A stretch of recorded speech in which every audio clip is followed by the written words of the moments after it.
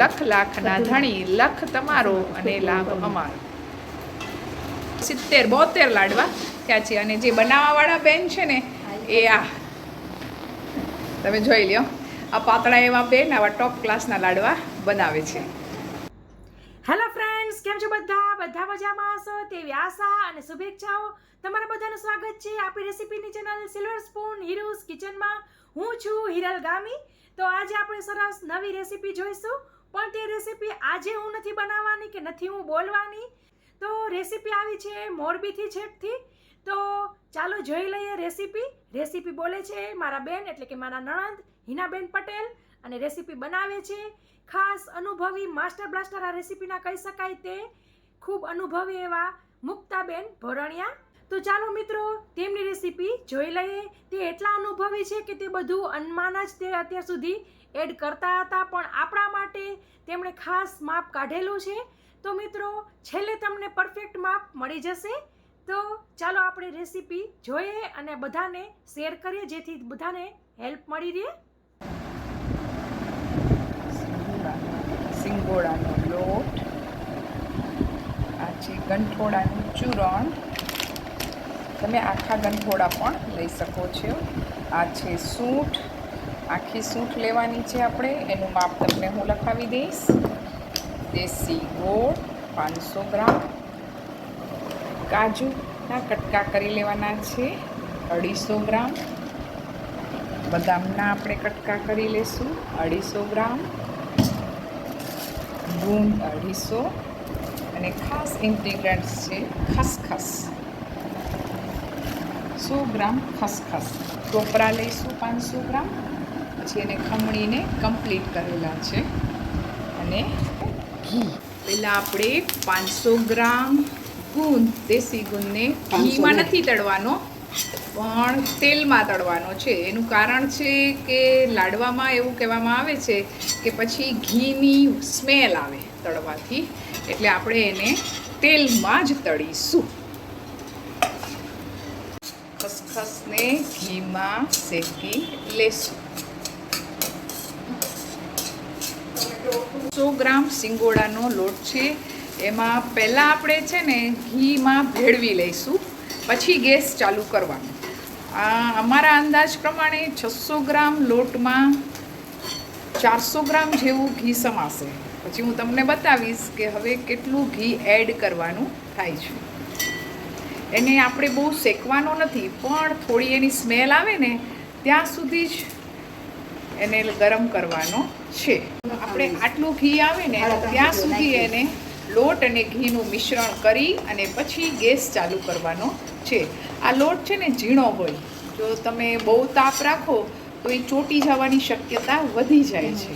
એટલા માટે એનું સત્વ બળી જાય. એટલે આપણે તો આ ખાસ સુવાવડીને જ ખવડાવવા માટે બનાવી છીએ, તો એવું થોડુંક ધ્યાન રાખવાનું. આ છે ને આપણે શેકશું ને લોટને, એટલે આપણને ખબર કેમ પડે, આ લોટ ઘી છોડવા મળશે એટલે તમને ઓટોમેટિક આઈડિયા આવશે કે હવે લોટ શેકાઈ ગયો છે. આનો કોઈ કલર કે કાંઈ ચેન્જ નથી થતું, પણ એ ઘી છોડે.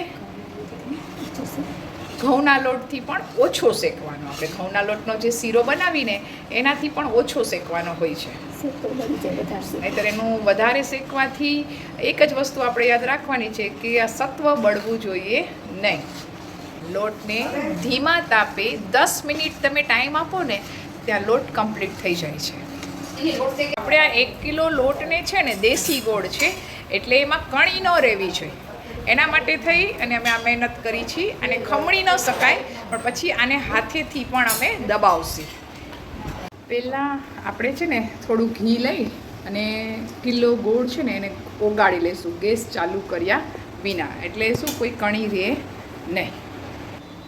જો ઓછા ઘીમાં કણી ભાંગવાનો સુપર આઈડિયા. તમે થોડું ઘી લો અને એને ધીમા ગેસે હલાવો, પછી તમે ઘી એડ કરજો. હવે આપણે બહુ ઘીની જરૂર નથી, ઓલરેડી લોટમાં એ ઘી છે જ, એટલે પાયો પછી પાકો થઈ જાય. જો ફરીથી અમે એડ કર્યું થોડું ઘી, અને હવે તમે જોજો ગોળ કેવો એકદમ સ્મૂથ ચાલે છે. અને આ બનાવતા બનાવતા છે ને આડી અવળી વાતું નહીં કરવાની, ભગવાનનું નામ લેવાનું. જેથી ખાવાવાળાને સારા ગુણ જાય અને એકદમ સારું જ બને, કોઈ ટેન્શન જ ન રહે. પહેલાં આપણે થોડુંક ગોળમાં જે ટોપરું છે આપણું 500 ગ્રામ, એનાથી અડધું ટોપરું ગોળ સાથે ભેળવી લેશું. બરાબર? ભગવાનનું નામ સતત લેવાનું ચાલુ રાખવાનું.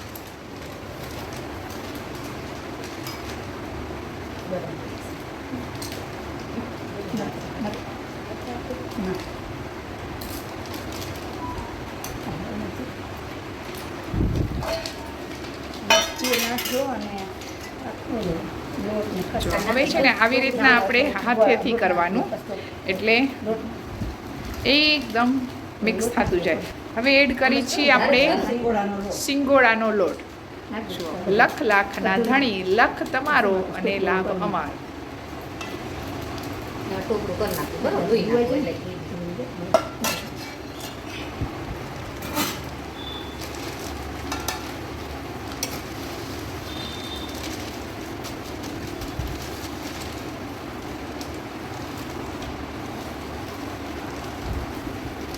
જો હવે નાખીએ છીએ 4 ચમચી સૂંઠ. આપણે 50 ગ્રામ સૂંઠ લીધી હતી, એમાંથી 4-5 ચમચી, પછી જેવું તમને ભાવતું હોય ને એ પ્રમાણે સૂંઠ એડ કરી શકો છો. હવે આપણે ખસખસ એડ કરશું, જે પહેલાં આપણે ઘીમાં શેકી લીધી હતી. બરાબર? આ લાડવા છે ને ખસખસના જ લાડવા કહેવાય છે. આનું બનાવવાનું કારણ, ડિલિવરીવાળીને ખવડાવવાનું કારણ, કે જેને ફીડિંગ ઓછું આવતું હોય તો આનાથી એને દૂધનો પ્રવાહ સારો રહે છે, બાળક ભૂખ્યું ના રહે. એના માટે થઈને આ લાડવા ડિલિવરી ટાઈમ પછી લેડીઝને ખવડાવવામાં આવે છે. જો હવે અમે નાખશું ગંઠોડાનો પાવડર 2 ચમચી મોટી. આ 50 ગ્રામનું પેકેટ હતું, એમાંથી 3-4 ચમચી જેવું અમે ગંઠોડાનું નાખ્યું છે.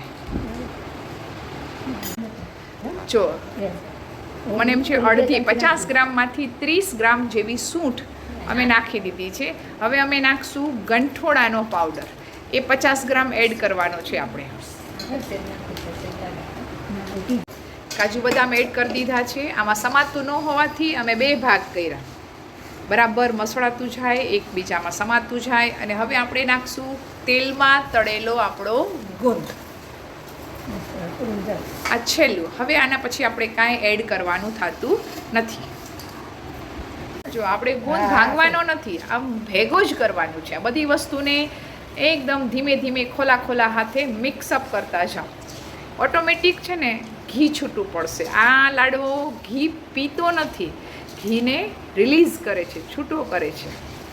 આપણે છે ને સાકર દળેલી રાખી છે, પણ અમે ચાખ્યું તો સાકરની કોઈ જાતની જરૂર નથી. 1 કિલો ગોળમાં તાકાત વધારે હોય છે. સાંભળો છો ને, આ દીદી કહે છે કે સાકર કરતાં ગોળમાં તાકાત વધારે હોય છે. બને ત્યાં સુધી સાકરનો ઉપયોગ ઓછો કરવો. રેર કેસ તમને મોડું લાગે ને, મોડું, તો તમે 2 કે 3 ચમચી એડ કરી શકો છો.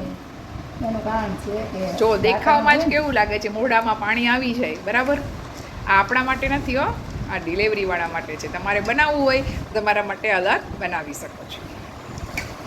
જો આ લાડવાને છે ને થોડોક 3 આંગળીથી દબાવીને તમારે બનાવો. તમે આ વિડીયોમાં જોઈ શકો છો, આ દીદી કેવી રીતના બનાવે છે એવી રીતના. એટલે શું, ગુંદ બહાર ન નીકળી જાય. નહીંતર છેલ્લે પછી જ્યારે બધું પૂરું થશે ને ત્યારે ગુંદ જ વધશે.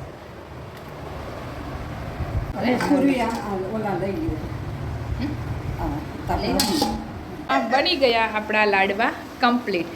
આઈ થિંક 500 લોટ, 500 ઘી અને બધું એડ થતાં 65 થી 70 લાડવા થયા છે અમારે. અમે ચાખતા અમારે 70-72 લાડવા થયા છે. અને જે બનાવવાવાળા બેન છે ને એ આ તમે જોઈ લ્યો, આ પાતળા એવા બેન આવા ટોપ ક્લાસના લાડવા બનાવે છે.